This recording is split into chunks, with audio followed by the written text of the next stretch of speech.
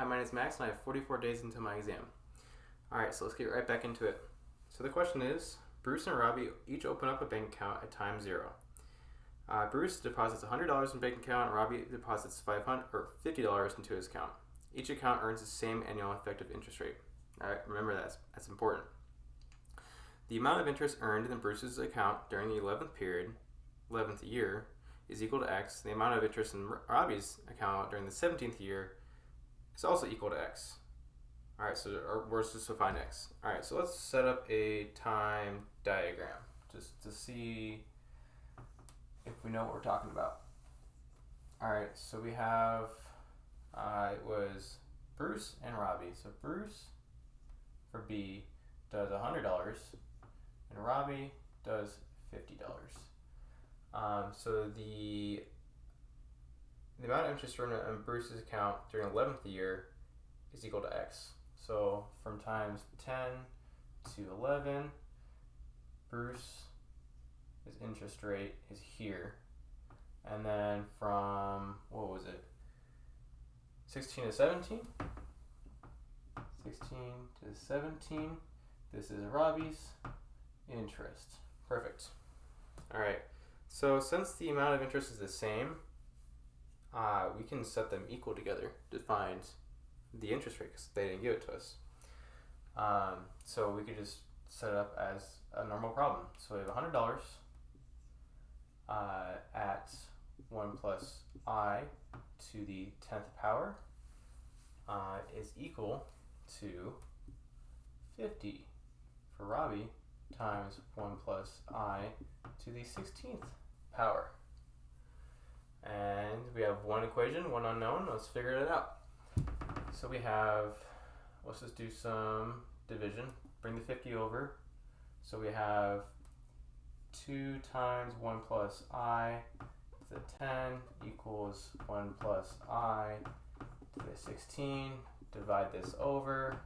And we're left at 2 equals 1 plus I to the 6th power. And to get the 6th down, just do the 6th root for each of these guys. So we have 2 to the 1 over 6 minus 1 equals I. And if we do some math on our calculators, we have 2 raised to the 1 over 6 minus 1, which equals B. I equals to be 0.122462 ... and it keeps going. Alright, so now that we have our interest rate, we can find the amounts for either one of the problems. That's relatively simple.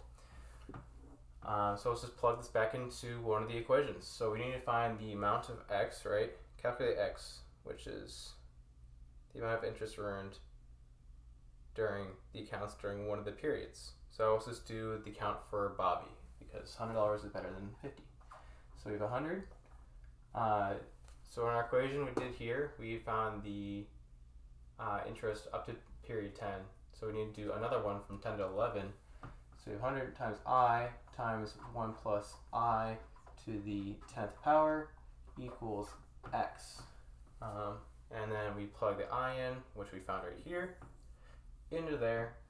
And if we do that in our calculator, let's do that real quick. 100 times 0.111, sorry, I can't talk today, I'm sorry.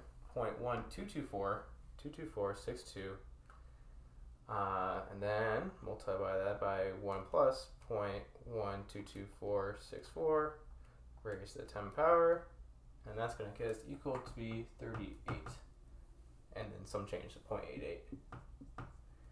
Alright, if we do the same for Robbie's account, $50 times I to the 1 plus I to the 16 equals X. Let's just re-enter that same equation. Save some time for us. Delete. Go back to my calculator. Gotta love the multi-view, it's a really good calculator.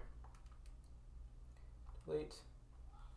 And that is also going to equal us, it's hard to see, but it's the same number right here. This is also 38.88. So which we know this is the correct interest rate for these because they both equal each other at the same time.